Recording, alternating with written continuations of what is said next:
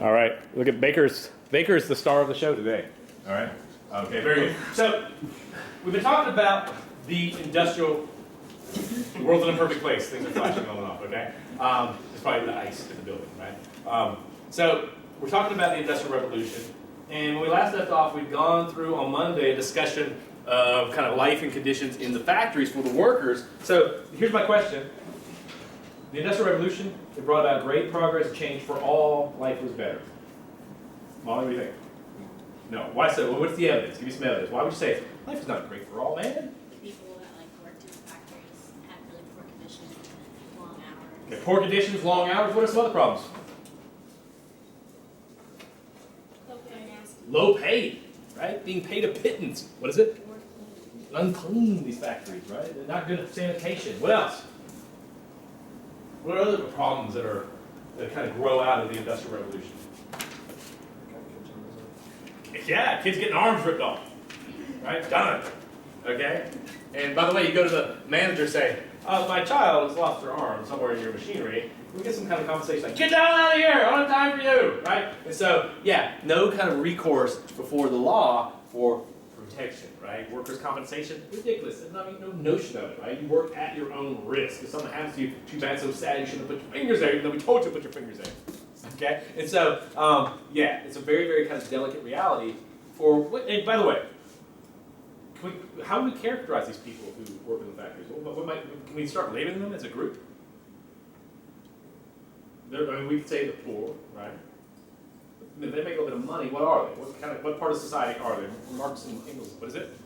They're a working class, right? The working class, kind of like, remember the last, I guess was it the last election that Joe the Plumber got a lot of, was that the last election, right? Or the two times ago, right? Like Joe the Plumber was the guy. Like here's like Joe the Plumber, and again, he got a lot of airtime, right? It's like, I'm Joe the Plumber, like working class guy, okay? Working class. All right, so yeah, we're talking about like almost a whole sector of society that kind of begins sort of seeing themselves collectively as the working class because they have a lot of these same things in common: low pay, vulnerability, the whole family sort of mobilized to work, working long hours, the dissolution and breaking down of even the kind of like the fabric of the household of society. Okay, I mean, think about it. Probably if you were to like give your hierarchy of things of importance in your life, where would family fit? Again, who would be like? Where would like your mom, your parents, your dad, your kid, your brothers and siblings? They'd be like where in your hierarchy of importance? Right now. High, like number one. Like everything else be down. Family number one, right? Friends maybe number two. Some friends maybe up there with the family, right? Family friend. Okay, forget it. All right. Religion somewhere up there. Okay. Education. I don't know. Health, welfare. But family's up here. Imagine living in a world where you don't see mom and dad Kluge, right? Except when mom Kluge say, "Get up, Ollie.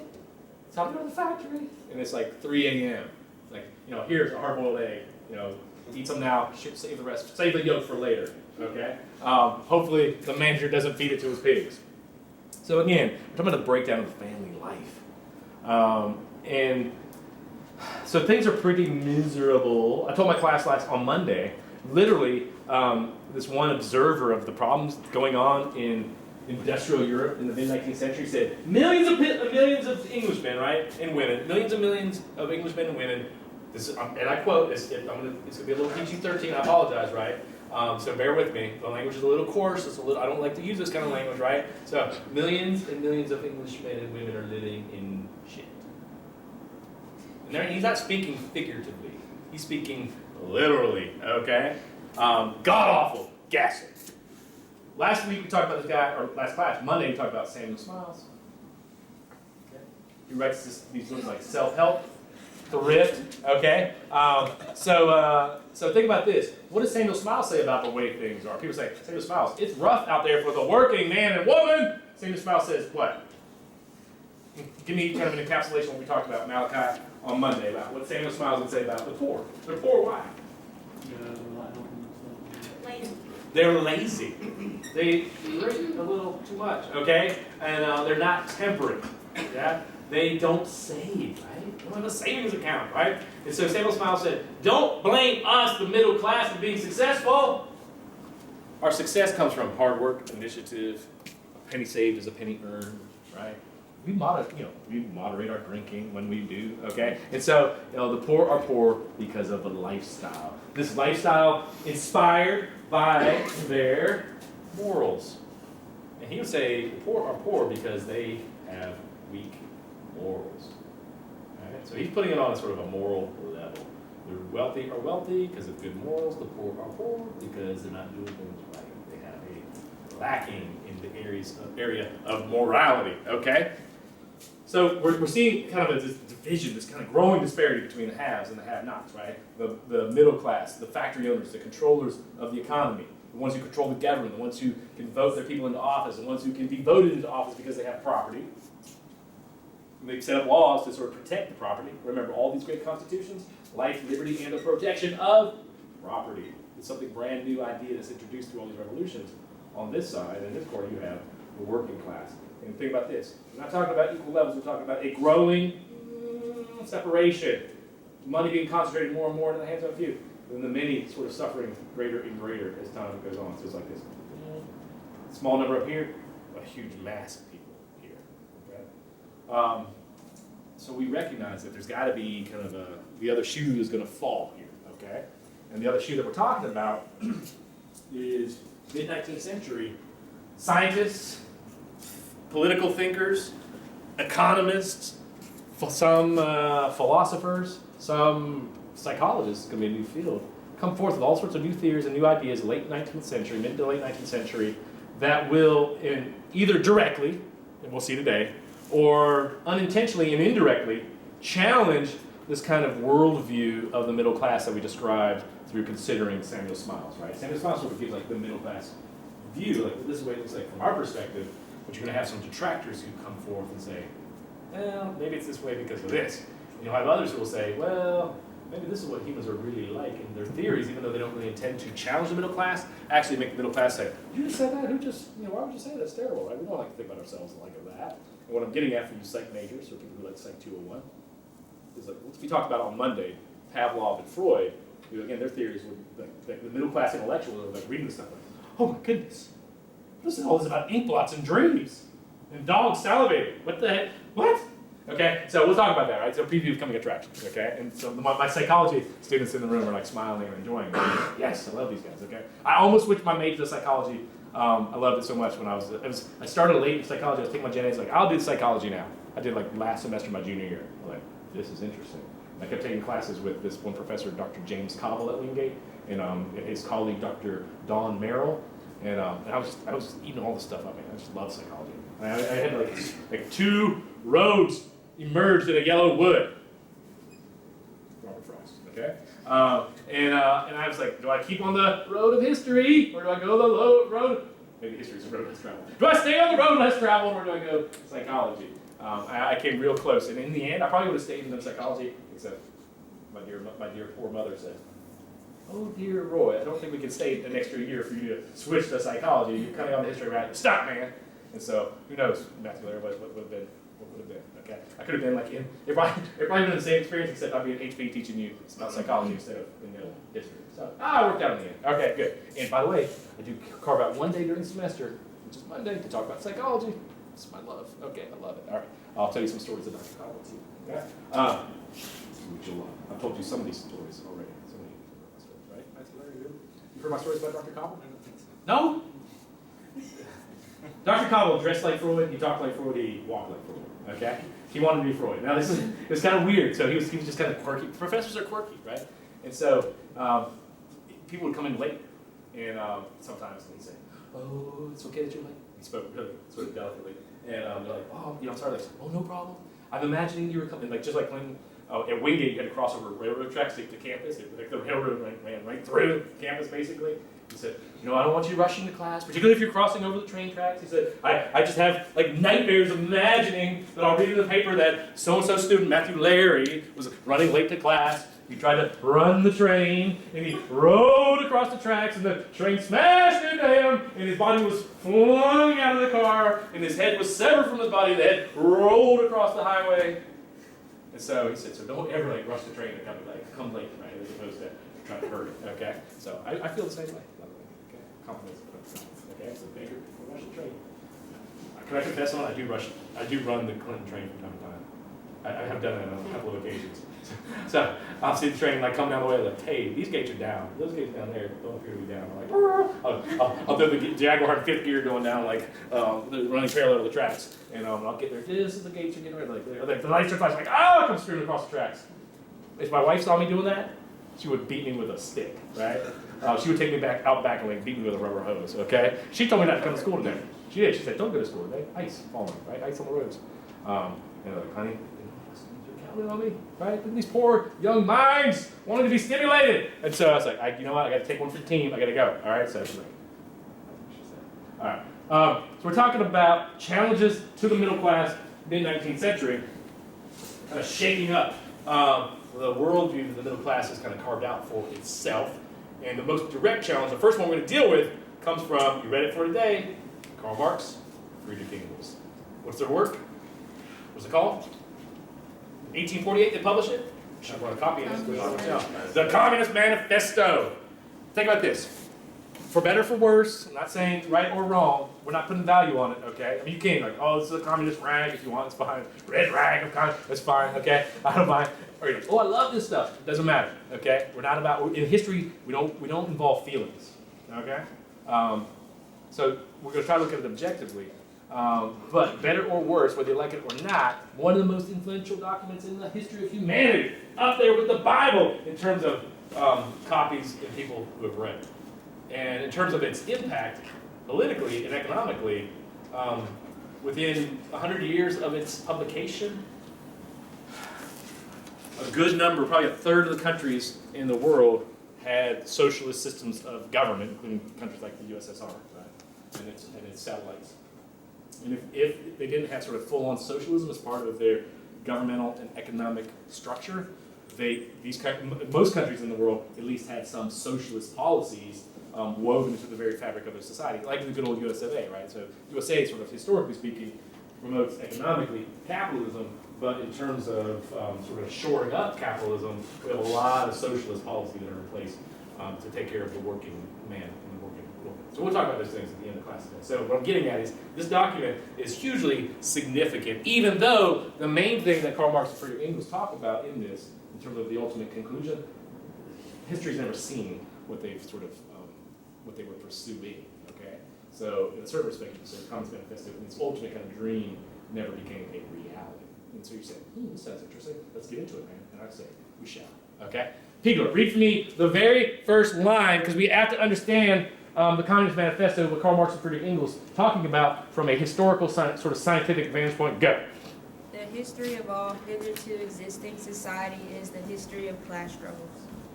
Okay, so Marx and Engels, these two German, and if you saw them, you wouldn't be able to tell them apart. They both had these huge bushy beards. Their beards are so bushy, you can't distinguish any like features from their face. Like Marx or Engels, they look the same. Okay, so so Marx and Engels, these two German wealthy guys, intellectuals, they come up with this idea that history has been dominated, right? Well, all of human society at this point has been dominated. The most dominant feature has been, remind me?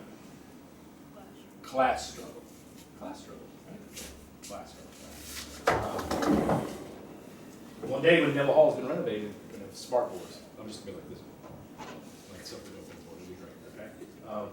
This is a dumb board. This is not a smart board. It's so dumb, it used to be a chalkboard, and we said, hey, we need some whiteboards. Like, we got some whiteboards for you. They came here like paint, whiteboard paint.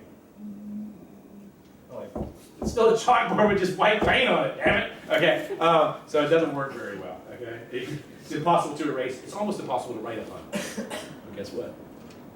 There's a better tomorrow coming, right? It's called Neville Hall renovation, smart board technology. All right.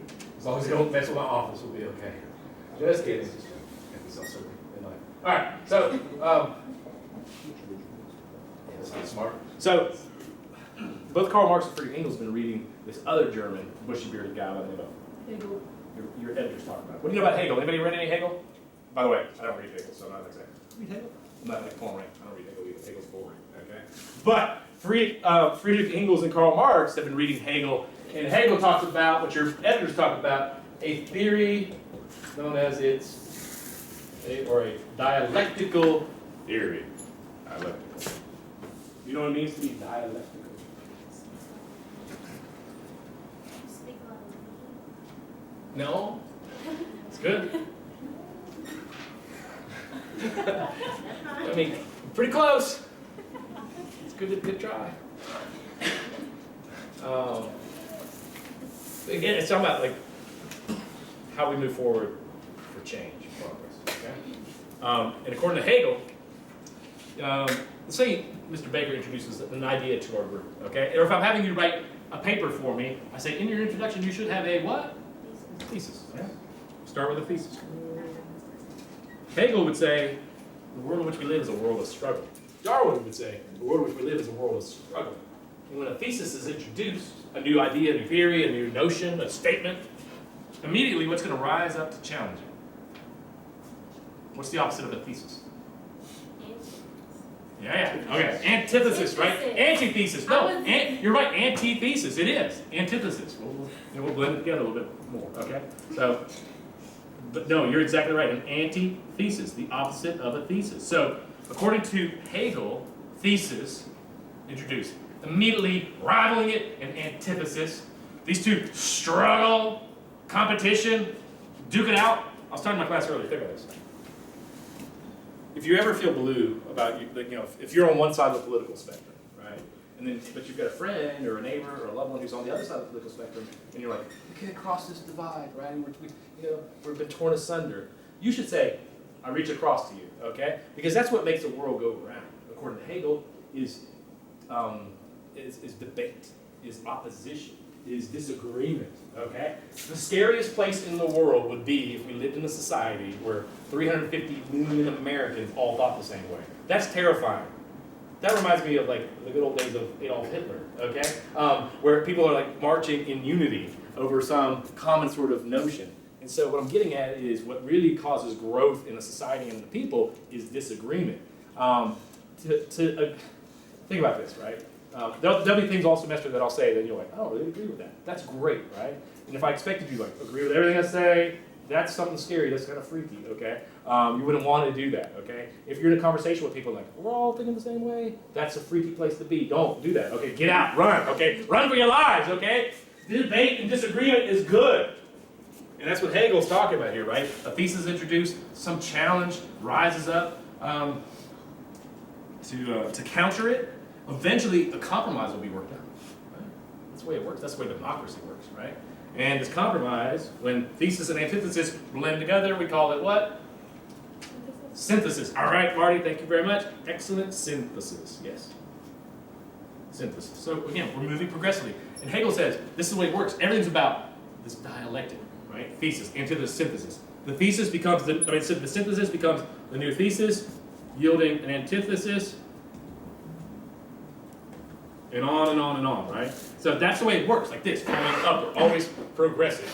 Hegel comes up with this idea. Marx and Engels are reading this like, he's German, he looks like us, he walks like us, he talks like us. We like his ideas. Let's apply it to the society, to the economy, and there's born into the world this thing called the Communist Manifesto. That's where it comes from. That's how they see the world according to, in history of humanity, as Pico read, according to this dialectical process of change, okay? Now, if you read this very carefully, and again, admittedly, this is probably the most challenging document you'll read all semester. Some of you may have read it before. I used to have all my classes read the whole thing, just because it's so important, because it's not just about socialism, but it's about a lot of other things. So, they would say human history is all about class struggle, okay? From your document, could you kind of determine, let's read a little bit. Okay. Otherwise, we're talking about two tasks. Model. Read where it says freeman and slave, patrician and plebeian. Freeman and slave, patrician and plebeian, lord and serf, guild master and journeyman, and a war oppressor and oppressed, stood in constant opposition to one another, carried uninterrupted, now hidden, now open fight. A fight that each time ended either in a revolutionary reconstruction of society at large or in the common ruin of the contending class. Okay, so what he's talking about is, again, that real small, short synopsis is kind of the history of competition in the world, up until this current point in time, right? So the struggle between the patrician and plebeian. freeman and slave, lord and serf, guildmaster and journeyman. And I want to zero in on the most recent stage of human history according to Karl Marx and Friedrich Engels. And again, if we're following this, all right, I'm going to kind of classify it. The first stage of human history that Marx and Engels talk about is what? It's not in that necessarily. What did they just come out of? What the French Revolution, the American Revolution, the Glorious Revolution in particular, American Revolution a little bit different, did away with what? Feudalism. Right. So let's just simplify this, right? So let's say first stage of history, feudalism, which involves those type of relationships, but in particular, who is sort of in power? Who is the oppressing class in feudalism? The aristocrats, right? Remember, French Revolution, the guys in pantyhose and wigs with swords and capes. That's the aristocrats, right? The aristocracy, the nobility, the landlords, the ones who control society socially, economically, politically, right? So again, aristocrats, we'd say lords, right? Landlord. Okay, so here you got, in feudalism, you got the landlord. Who does he, according to Marx and Engels, who does he oppress? Who rises up as the antithesis? Emerges from this. It's not deliberate, it's not intentional, it just happens naturally. Who's the oppressed class in feudalism? Serf. There you go. Excellent, Kluge. So, the serf. So landlord serf. So this is the relationship during the feudal state of human history. Marx and Engels say that these two will kind of struggle against one another. Thesis, antithesis, creating a synthesis, ushering in a whole new era of human history. And so let's read that section, JC4, read where it says, our ethic, page 262, last paragraph. Our ethic, the ethic that the bourgeoisie possesses, however, the distinctive feature. It simplifies the class antagonism. Society as a whole is more splitting up into two great hostile camps, and two great classes directly facing each other, bourgeoisie and the proletariat. Proletariat. Okay, so good. Excellent. There we go. Bourgeoisie and proletariat. So we've entered into this new phase. And again, if you want to understand how feudalism is undone, think French Revolution, think Glorious Revolution, think all those obstacles in society being torn asunder, done away with. Who did I tell you triumphs? Who actually wins out in the American, French, and Glorious Revolutions? Which part of society actually wins out? We tend to think of the oppressed. To a degree, yes. Commoners, yes, but particular commoners, which ones? The middle class, okay? And again, think about this. When all these new constitutions come about, we know the middle class have won out because how are these governments, these new constitutions written? Who basically can be elected into government? Who can elect people into government? Which people?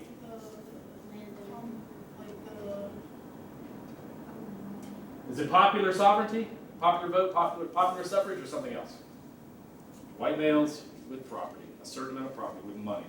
It doesn't necessarily exclude the aristocrats, but it gives an opening, these revolutions do, an opportunity to those commoners who had money, who wanted more money, who wanted political rights, didn't want the traditional feudal ties to exist and hold them back any longer. And so according to Marx and Engels, these are the guys who triumph in these revolutions. They're the ones who gain control of the government. And again, the same year that the American Declaration of Independence is written, so too is the most important Enlightenment document about the economy written by Adam Smith, which is what?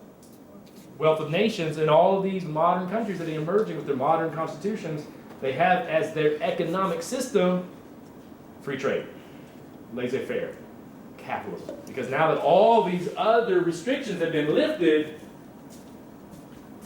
this new group, and Lauren, we're talking about what you mentioned earlier, we call them the middle class, right? Don't think middle class like middle class 21st century. Think, we don't really have a place for them because they're not aristocratic. They don't have like the traditional blood, right?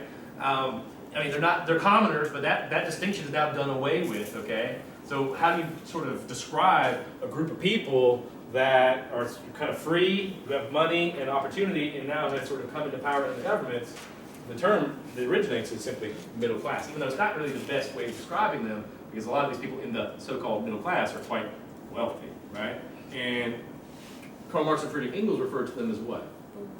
The bourgeoisie, okay? So you got the bourgeoisie who's produced from these revolutions, and if you follow the logic, the Hegelian logic, bourgeoisie is the new thesis, and who emerges automatically in this arrangement as the oppressed classes, or oppressed class, the proletariat. Okay, you got it? And the proletariat are who? What do they? I mean, so middle class. What do they own? What do they control? What do they manage? They're like the owners and the Yeah. businessmen. They're the owners of the factories, the businessmen, the bankers, the people with money, who control the government also. Who are these people? They're working. They're workers, right? This is working class. These are people we've been talking about, okay? Again, Karl Marx and Friedrich Engels are coming up with this. So we got feudal stage of history, landlord versus serf. This new phase of history, bourgeoisie emerges, emerging directly against them, the proletariat, the oppressed class. What phase of human history do we call this?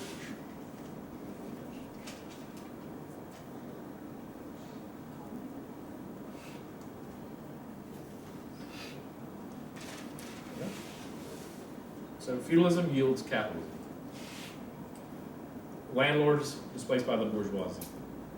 Proletariat emerge up against them to struggle. All right. Always keep in mind, Marx and Engels, following Hegel's ideas, we're talking about society progressing through struggle being essential. And if you read the full text of the Communist Manifesto, they don't fault the bourgeoisie necessarily for achieving what they achieved.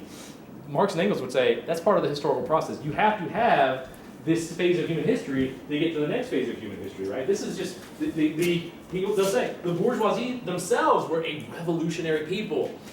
They're the leaders of these revolutions, right? They brought about revolutionary change.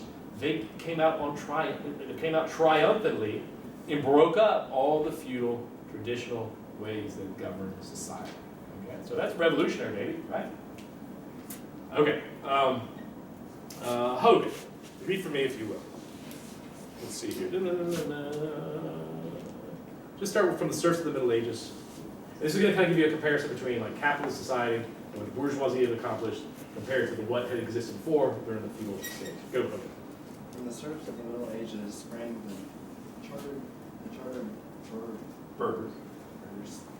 The earliest towns. From these borders of the first elements of the bourgeoisie developed. The discovery of America, the rounding of the Cape, opened the fresh ground for rising bourgeoisie. The East Indian and Chinese markets, the colonization of America, trade with the colonies, the increase in the means of exchange and in commodities generally gave to commerce, to navigation, to industry, an impulse never before known, and thereby to the revolutionary element in the tottering feudal society, a rapid development. Okay, hold there for a second. One of the reasons I find this stuff pretty interesting, because I'm a historian, right, is, again, Marx and Engels look back in the past and try to understand like the historical patterns of change. And so, again, they're saying, when we're talking, think about what we talked about at the beginning of the semester.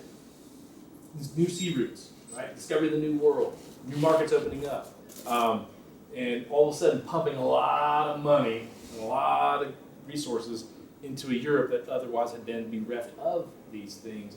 And this is kind of the impulse. This is the stimulation. This is what one of the things that kind of sets things off. Is we're talking about a whole new kind of economic reality that did not exist before, say, the late 1400s, early 1500s. This is what's fueling this bourgeoisie revolution. All right, Marty, can you continue right where it says the feudal system of industry? So again, making a comparison between feudalism and what's going to happen with the bourgeoisie. The feudal system of industry in which industrial production was monopolized by closed guilds now no longer sufficed for the growing wants of the new markets. The manufacturing system took its place. The guild masters were pushed aside by the manufacturing middle class. Division of labor between the different corporate guilds vanished in the face of division of labor in each single workshop. Okay, so it's talking about how through this transition, right, new manufacturing methods, workers as opposed to guilds in these workshops. Okay, so again, we're talking about in terms of how labor is changing through this process of change. Okay, so again, this is comprehensive. Ms. Norman, can you pick up versus meantime the markets. The middle of 260. Meantime, the markets keep ever growing, the demand ever rising. Even manufacture no longer suffocated. How do you Suffice. Suffice. That's what. Thereupon, steam and machinery revolutionized industrial production. The place of manufacture was taken by a giant modern industrial. The place of industrial middle class by industrial millionaires. The leaders of the whole industrial armies and the modern Bourgeois. Okay. So again, we're still talking about this process of change and transformation, where now you get steam involved and you're getting steel involved, and so with the factory system, the Industrial Revolution, the productivity is much more efficient and sort of large, if you will. All right. So Grant, this is where we're going to see kind of this next paragraph is very important, because remember, we're talking about, according to Marx and Engels, that in this arrangement, this historical sort of development, there's an oppressor and oppressed. In capitalism, oppressor and oppressed, according to them, right? The struggle between them is what yields change, right? So, Grant, read the next paragraph, because it's going to talk, they're going to reveal something about the difference of what's going on in capitalism as opposed to feudalism. Bourgeoisie. By the way, these words, bourgeoisie and proletariat, you just take them with you, right? Later on, when you're at a cocktail party, like when you're in like your late 30s or mid 30s, and like your kids like running around, right? You stand there with your friends down at the club, right? You get a nice martini, okay? And with olive, right? Shaken, not stirred, okay? And you're like, oh, well, the bourgeoisie, and you have conversations about the proletariat, we really gotta reach out to help them, okay? And so it's gonna be these very sophisticated terms you can pay forward into your life, okay? Go home over spring break and start talking to your parents about bourgeoisie and proletariat. They're like, I'm pulling out of that college, what are they teaching you there? Okay, interesting. All right, go ahead. Wherever it has got the upper hand, has put an end to all feudal, patriarchal, idyllic relations. Okay, so here we go, right? Everything that existed before in feudalism, wherever the bourgeoisie has come to power, they are tearing it down, baby. All right, keep going. It is pitilessly torn asunder. The motley feudal ties that bound man to his natural superiors. Okay, think about this. Remember in the French Revolution, think about the guy carrying those other two guys on his back. The idea was, you're commoner, you're third estate, you are naturally inferior. Think John Locke saying, guess what? Maybe people aren't necessarily inferior, but the idea during feudalism was people who are commoners, who are peasants, are actually less. These are your natural superiors, the church, the nobility, and of course what Karl Marx and Engels, the Friedrich Engels are saying is all that kind of relationship between man and his natural superiors during the bourgeoisie's phase is like, it's ripped down. Go. Okay, so there's no other nexus between man and, all right, sorry. It is pitilessly torn asunder. I want to make sure I set you up right. Okay. You're saying, well, you shouldn't interrupt me then, Dr. King. Okay. It is pitilessly torn asunder the motley feudal ties that bound man to his natural spirits and has left no other nexus between man and man than naked self-interest, than callous cash payment. In one word, for exploitation, veiled by religious and political illusions, it has substituted naked, shameless, direct, brutal exploitation. perfect. Well said. Okay. Lost something. Where's my marker? Did it fall on the floor? What did I do? Can you help me out? It's my pocket? I never put markers in my pocket. Thank you. Okay, very good. That would have been the last place I looked. Okay, I tell you, I need a rope. I need to tie a string to this. Like hanging around. What do you think? I could like Professor Fashion, right? I could like sell these to my colleagues. Like, hey, I made you something, right? And like, oh, thank you so much. I'm like, no, $5. What about like we call things that people wear with suits, ties? You can make like a little insert and For sure. market it. Wow, there we go. All right, I got like sticky notes. I can just like pull off my belt. Stick those in. All right, here we go. So the relationship between bourgeoisie and proletariat in this phase of human history called capitalism, in terms of oppressor and oppressed, the relationship is governed by what? Think Cuba Gooding Jr., Jerry Maguire. Show me the money! You don't watch that anymore, do you? The Quan. The Quan. What is it? Jerry Maguire. Jerry Maguire. Yeah, Jerry Maguire. Okay. The Quan. You guys not watch this movie? Cuba Gooding Jr. He won an Oscar for it. He was great in it. Okay. He's a football player. Plays for the Arizona Cardinals. Think Justin Bethel. Okay. Anyway, I think Renee Zellweger, who plays the same character in every movie. I'm not a big fan. I'm really not. What's that little I'm kid's sorry. name? The funny big-headed kid. She doesn't play the same character in Shark Tale. She's a cartoon. Yep. All right. I'm not a big fan of Renee Zellweger. Right? The whole Bridget Jones Diary stuff, not for me. Okay? I never got into it. People are like, let's watch Bridget Jones. Like, that's not. Okay. I think she was pretty good in like Cold Mountain. Right? She's like on the front porch of the gun. Okay. But I'm just not a big fan of Renee. You've never seen Jerry Maguire? Can I say something that would be offensive otherwise? What the hell's wrong with you people? I mean it in the nicest way, okay? So get on Netflix or wherever, right? Go to your local video store. I'm just kidding. I know you don't go to the video store. Okay.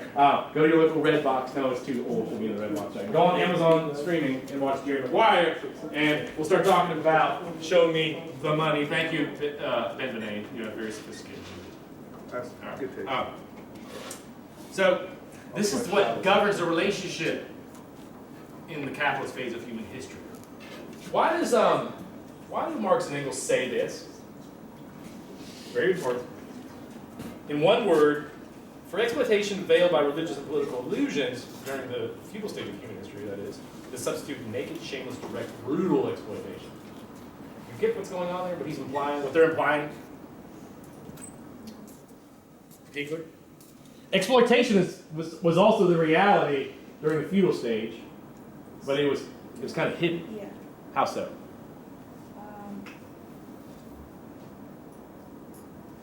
He says religious and political illusions. Karl Marx or Friedrich Engels would say religion is a sham. Why do you think they would say it's a sham? And by the way, guess what happens in the capitalist phase of human history? That's the great age of secularism as well, because they've stripped away the illusion. But why do you, in Karl Marx, go ahead, Peter. Don't they they use it against the people. They use religion against the people, and they pretty much just like, if it's in the Bible, then it must be right or whatever. That's part of it, right? But the idea is religion, and particularly Christianity, according to Marx and Engels, it kind of stultifies people. It makes people not very like forward-thinking or aggressive, right? It teaches people to, life is about suffering and accept. Yeah. I mean, and again, it's the same sort of justification for slavery, right? Like, this life is just temporary compared to your life in heaven. So, in this life, suffering's okay, because if you live a good, upright Christian life, in the next life you will be delivered, your salvation will be achieved, right? So eternity of freedom and happiness compared to a very small time of suffering on this earth, okay? So again, prior to all these great revolutions, according to Karl Marx and Friedrich Engels, the state and the church were kind of in a conspiracy together to kind of keep the masses pacified by promising some better tomorrow. And that better tomorrow, of course, packaged in Christianity, in religion, okay? Karl Marx said, religion is the opiate of the masses. What he means by that, of course, is what? People, they get their dose of religion and they just tune out. When people are kind of tuned out and accept and kind of complacent, then you can take advantage of them, okay? Because that's what happened during feudalism. In the capitalist phase of human history, according to them, all that's been pulled away. Now the exploitation is direct, naked, shameless, brutal, right? That's how bad it's got, okay? So everybody following this is good stuff, right? It's interesting, because this is, you're going to talk about kind of their view of how history has unfolded to this point. Okay.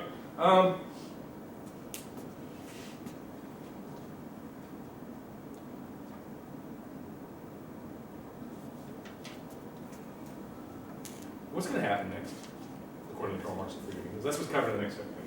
Well, we're going to try to summarize it this week. So think about this. We talked about it on Monday. Life is getting bad in the working class world, right? If you are a laborer in the factory, maybe you maybe would tell, like year in, year out, your situation deteriorating. And in terms of the numbers, year in and year out, the numbers of people who are living in these deteriorating situations is also growing as people come from the rural areas to the urban areas for jobs, okay? And so, and let's say money's being concentrated more and more into the hands of a few, while the many are seeing their standard of living continue to erode. And again, we're not talking about just eroding to like, oh, life's not quite as good as it used to be. We're talking about if you lived in it, you would find it horrific, right? If you worked 16 hours a day as a child, low wages, your whole family mobilized, right? So again, ugly, ugly times. So the rest of the document talks about the next step. So what's going to happen is the question. Because remember, we're talking about moving towards something progressively. So we've had this stage of human history, feudalism, right? Replaced by capitalism. So what's going to give, man? Between this, as a result of this struggle, what's next? Who's going to emerge? The proletariat. The proletariat. Yeah, that's right. From this arrangement, they're going to emerge, and the idea is this, and it's covered in here, right? If you look on page 260, Miss Moore, on page 264, where it starts, masses of laborers. Masses of laborers crowded into the factory are organized like soldiers. As privates of the industrial army, they are placed under the command of a perfect hierarchy of officers and sergeants. Not only are they slaves of the bourgeois class and of the bourgeois state, they are daily and hourly enslaved by the machine, by the overseer, and above all, by the individual bourgeois manufacturer himself. Okay, so what are we talking about then, in terms of how this is being kind of inadvertently organized, these proletariat? What's it giving it? Ben? They're making it like an army setup Yep. and with the masses of them as privates. And get enslaved in this society, right? So in the factory they're enslaved, by the government they're enslaved, by the business owners they're enslaved, and so what we're talking about is building towards something where you get to a point, Karl Marx and Friedrich Engels talk about this in the full text, where you get to the point where it's no longer tolerable. And no longer, I mean, and again, not only is it no longer tolerable, but you actually have some kinship in this. If you went to England, you'd go to some of these cotton mills, these textile mills, and you can imagine there's actually like one factory where in like one room you would have like 10,000 people working. Massive.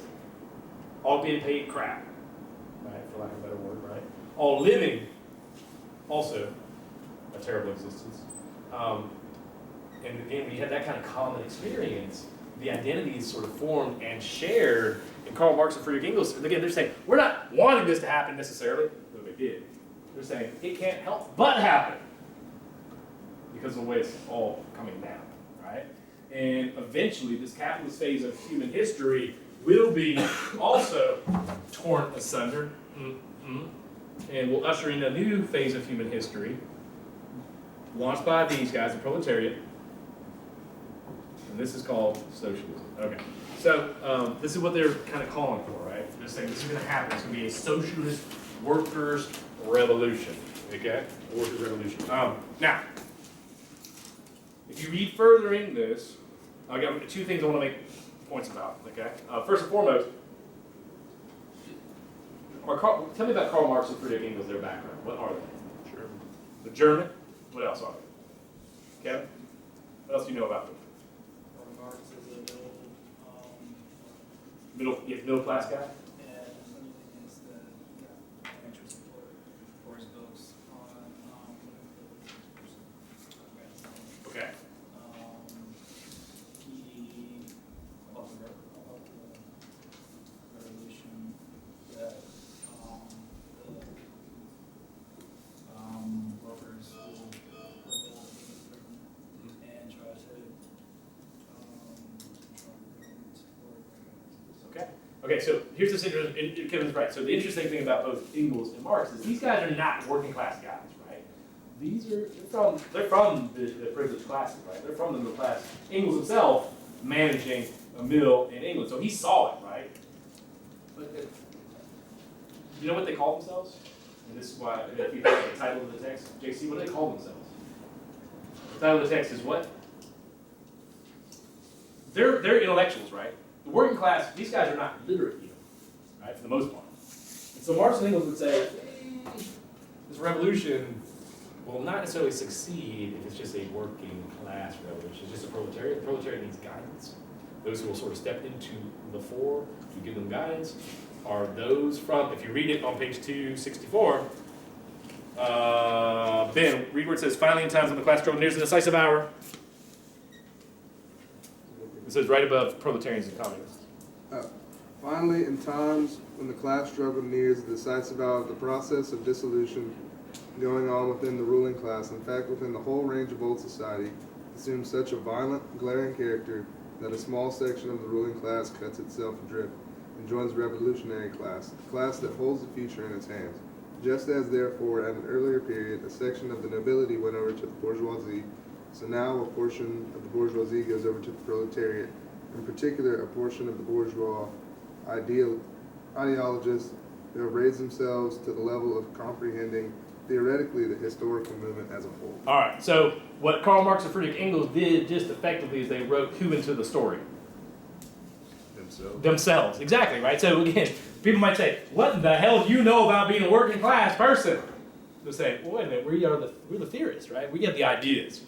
We're the ones who understand the historical process of change that's going on here. Things have gotten so bad, so ugly, we're cutting ourselves adrift from the ruling class out of as they would say it, out of humanity and concern for, the underprivileged, and sort of reaching out, sort of stepping down to help give it direction, right? Kind of seeing the way things are going, it's kind of reading the writing on the wall. Does that make sense? And they call themselves what?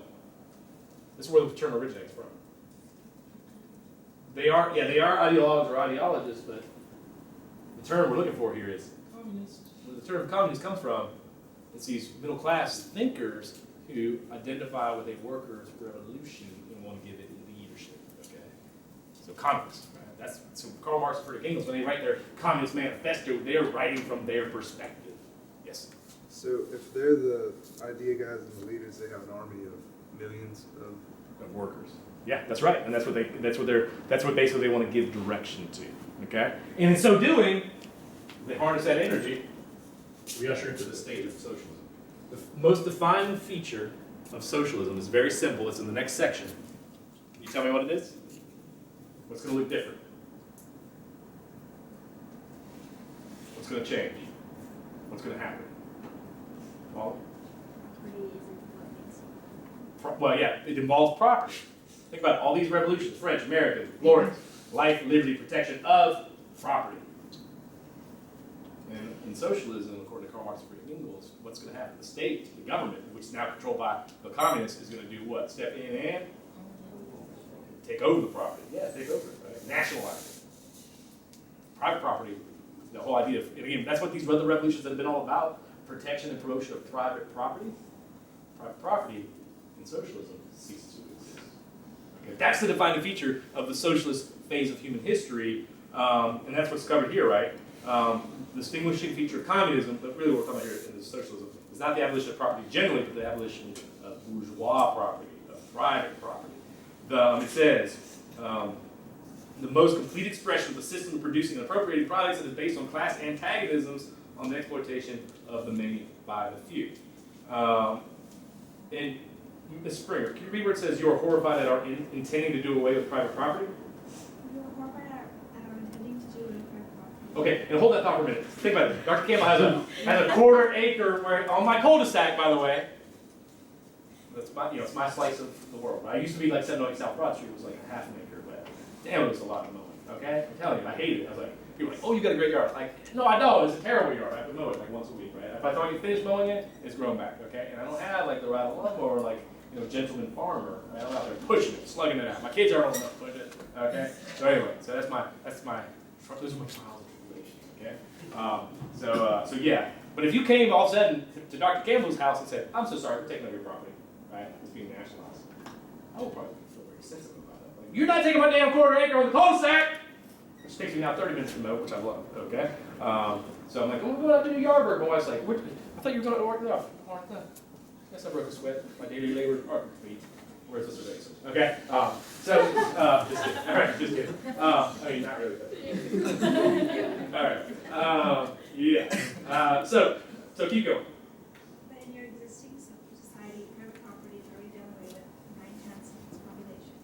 Its existence for the few is solely due to its non-existence and hence that of those 9/10. Okay, so two features here to consider, according to Karl Marx and Friedrich Engels. yeah, you're pretty upset that we're taking your property, but guess what? The majority of people have what? No property. So if we're going with like majority, our sympathies are with those who don't have it. And by the way, again, in terms of, because Karl Marx and Friedrich Engels are not just talking about a relationship that sort of exists in a neutral fashion. Remember, they're saying, just like in feudalism, capitalism represented exploitation. And so, according to what Spurgeon just read, so the existence of this property in the hands of the 1/10 is due exclusively to what?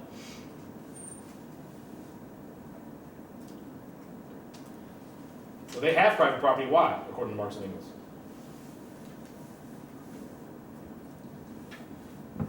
Took advantage of other people. Because they've been taking advantage of everybody else, right? So there's a correlation. It's not like we have it and you don't. The fact that you have it is because they don't, is what Karl Marx and Friedrich Engels would say. So this is where, again, Marx and Engels would feel justified. And let me explain this to you, because it's not in here. You have to read the full text of the Communist Manifesto. So think about this. Mr. Hogan is a factory owner, okay? And to make money in his factory, right, he has to invest in what? I mean money, but what do we call it from an economics vantage point? Capital, right? So you got capital, okay? So when you invest capital into your factory, now those things that you invest, it's all part of your capital. And so in your factory, right, you get the building, but what else do you have in the factory? To make things, what? The machines, right? Machines. Okay, so that's part of your capital, right? It's your capital investment. And what happens if you're not taking care of the machines? They break. And so what do you have to do to make sure these machines are always running? Maintain. You what? Maintain. Yeah, maintain them. And how do you do that? You clean them. You're like, we're gonna stop. We're gonna take this machine offline. We're gonna, clean it out, oil it, grease it, all that good stuff, right? Smack it back together. Good. Replace the parts. Good. Right? A lot of money invested in the machinery. Important to maintain it, right? If you're constantly changing up machinery, you're not going to profit. Good. That's part of your capital. Labor is also an extension of this. You invest money if you're a factory owner, right, in labor, right? True? So why would Karl Marx and Friedrich Engels say you're exploiting your labor? You're taking advantage of your labor. You're denying them their sort of share in this, and it's evidenced by what? The fact that you do what or don't do what? You don't pay them well, right? If you valued your labor, it would be reflected in how you treat them. And the best expression of how you treat them, if it's manager and labor, is working conditions, hours worked, pay, hygienic sort of realities of the factory, giving them ample time to eat, not throwing their food to the hogs because they don't have enough time to eat. All these things that we talked about on Monday, Karl Marx and Friedrich Engels would say, you value your machinery, you take care of it, you don't really value your laborers, because if you did, you wouldn't pay them the way you do, you wouldn't maltreat them the way you do, the way you exploit them.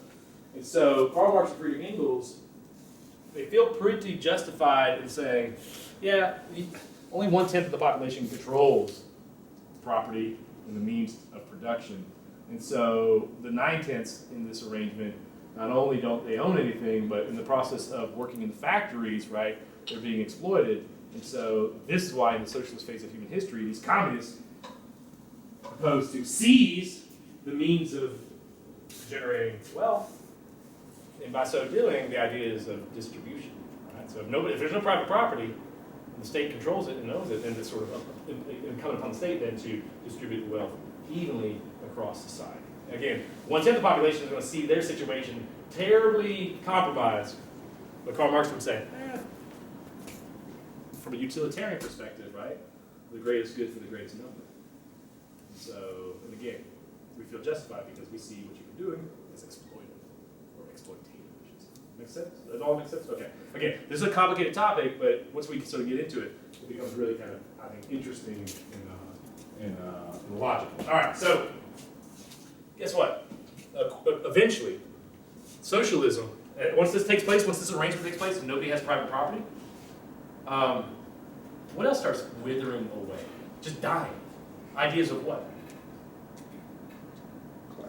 Class, for sure, right? If everybody's living equally, class withers away, class distinctions. What else?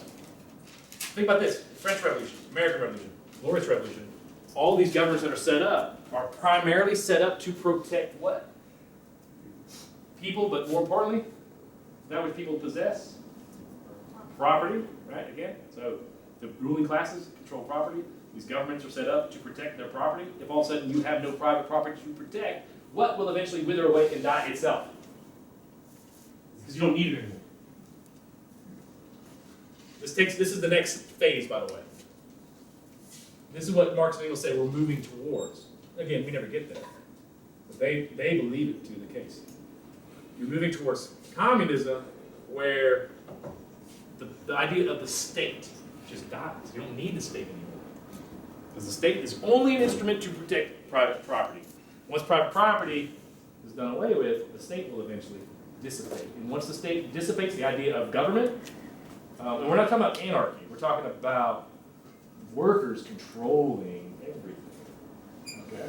So in this new phase of history called communism, the ultimate sort of what we call utopic phase of human history where humanity has arrived at the point of perfection, you don't have this idea of competition anymore, right? People are working together, not working against each other. And not only do you not have the idea of a state, but the idea that kind of is a vehicle for the idea of the state, the government, what? Also disappears. Because now we wouldn't say, well, we're Americans, or we're French, or we're German, or we're British. All those ideas of nationality, according to this source, also dissipate under communism.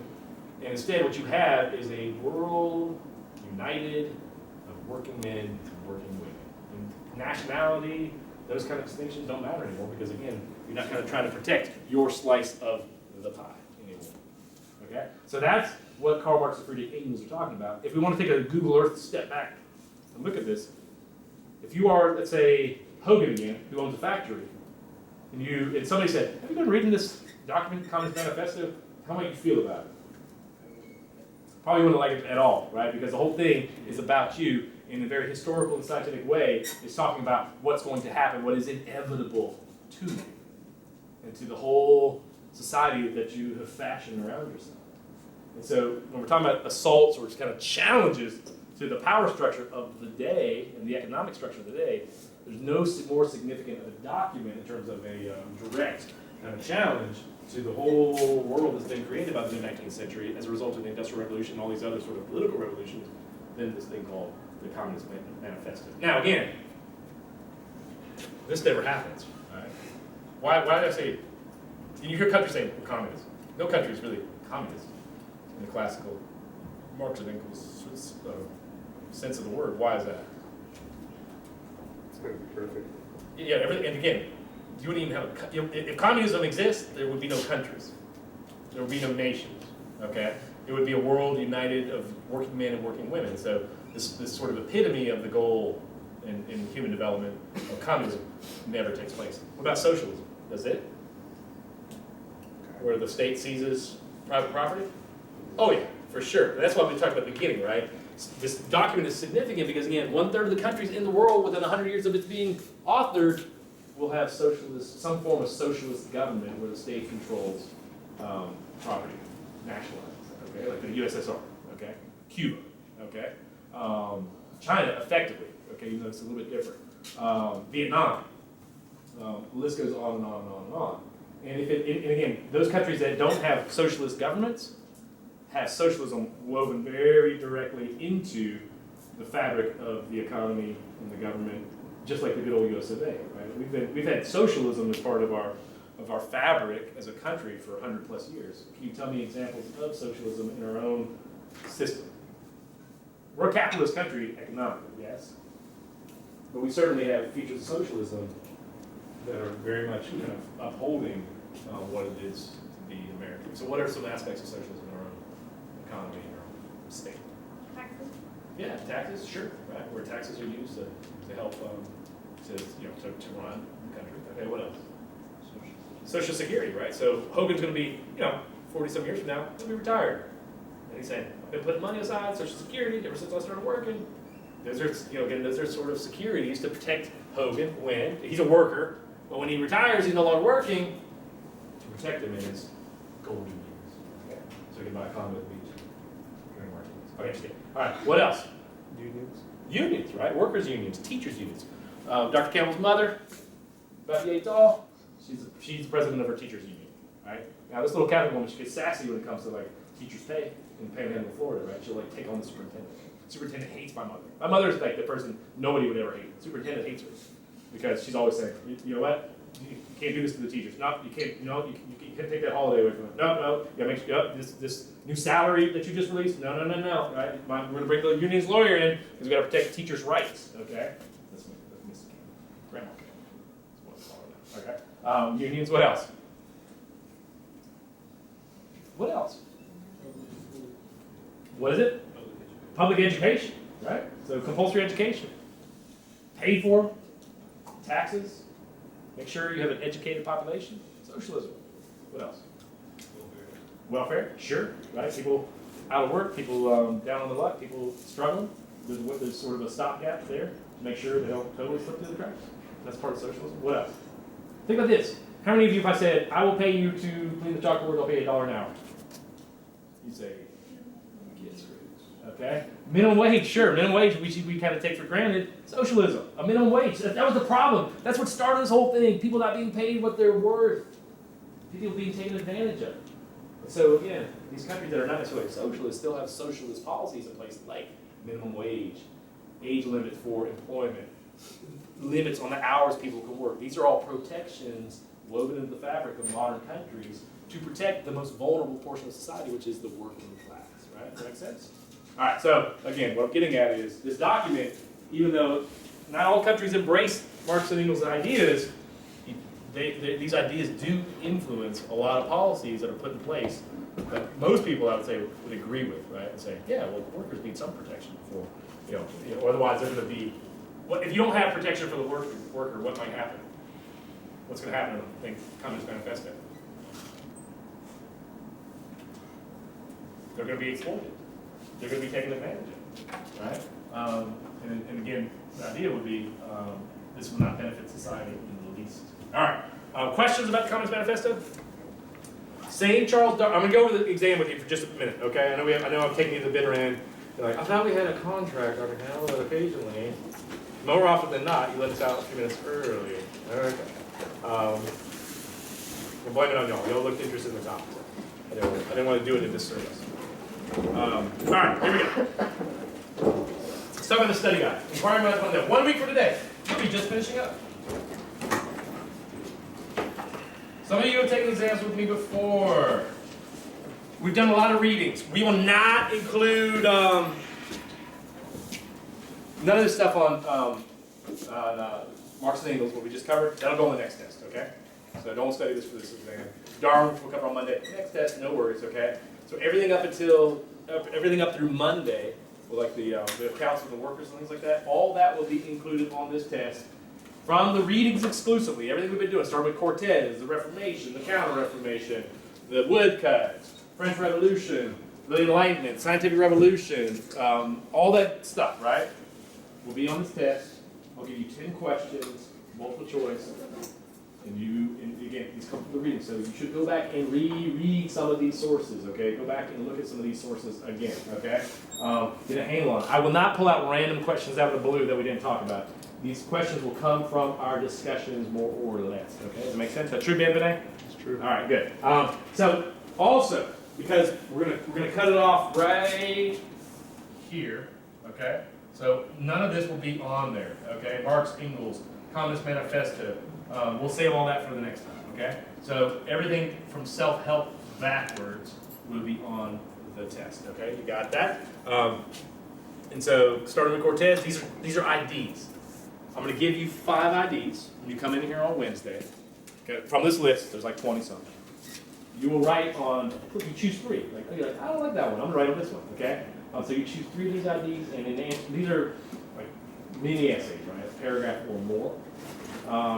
Sometimes people write the whole page, and in so doing, you try to answer. So if you're trying to describe to be Copernicus, right? You should be pretty expansive and talk about, why he's important mostly, right? Why is he significant? So you're going to say scientific revolution is full of priests. He comes up with this heliocentric theory. What's the significance of this heliocentric theory? Why does it cause quite a stir? Why do people in the church get all upset? How does it relate to Galileo? So answer it as comprehensively as you can. Paragraphs like bare minimum. Don't make mistakes like, oh man, I'm just going to economize. Don't economize on these, okay? You want to make sure you show me everything you know. Answer it as fully as you can. The more full the answer, the more robust the grade I will give you on it, okay? Does that make sense?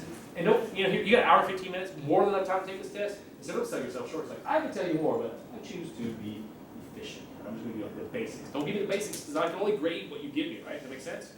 Does that mean you need to go like ad nauseum, like to the nth degree? Copernicus' mother had a real bad bunion on her foot. Okay, now you don't need to tell me. That's what made them start thinking about spherical objects. Nothing like that. Okay. What I want you to answer it really. And by the way, where do you look for the answers for these things? Where do you look for the information? The book and notes, papers. Don't go out there in cyberspace for the answers, okay? Because I'll be like, oh, that's cute, that's nice, but I didn't even know that because it didn't cover in class. And so I don't really consider anything that's beyond the scope of what we've done together, right? You got it. Don't go looking for it elsewhere. You got it. It's in the book, it's in the notes, it's in what we talked about, okay? And so answer these as completely as you can. All right, I gotta let you know this as well because it's a week away. Moving on. And I'll go over some of these things again with you on Monday. But the big thing is, scratch this next essay. Don't scratch it, circle it, save it for next test, okay? We'll do this one on the final exam. You got 4 questions. One on the Reformation, one on the Scientific Revolution and Enlightenment, one on the French Revolution, one on Napoleon and nationalism, which we talked about, right? We're gonna choose 2 together through a rolling of the dice, okay? So it's just gonna be random. You have 4 to study, which means we're choosing 2. You really only need to study your favorite 3 if you just want to sort of be efficient there. We'll roll the dice. We'll choose 2. From those 2, you write on how many? Just 1. Just write on 1. Okay, you're writing 1 essay. We're going to winnow it down from 4 to 2 to 1. Okay. And so again, I'm not gonna. I used to back in the day when I first started. I made a mistake. I'm like, I'll choose this essay and choose that essay. And students were like, well, he's going to choose like we're always hoping like he's going to choose this essay. We're counting on him. He liked that story about Napoleon. He's going to definitely choose that. It's going to be 1. I know it's going to be 1, right? Or students come like, okay, well, sure, it would be nice if you choose Napoleon, right? So I get all this kind of pressure on me. And so what I've done in recent years is we leave it up to fate.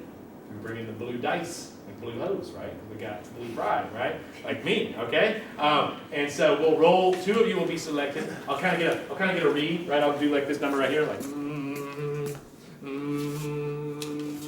I'll feel like see who's feeling lucky, right?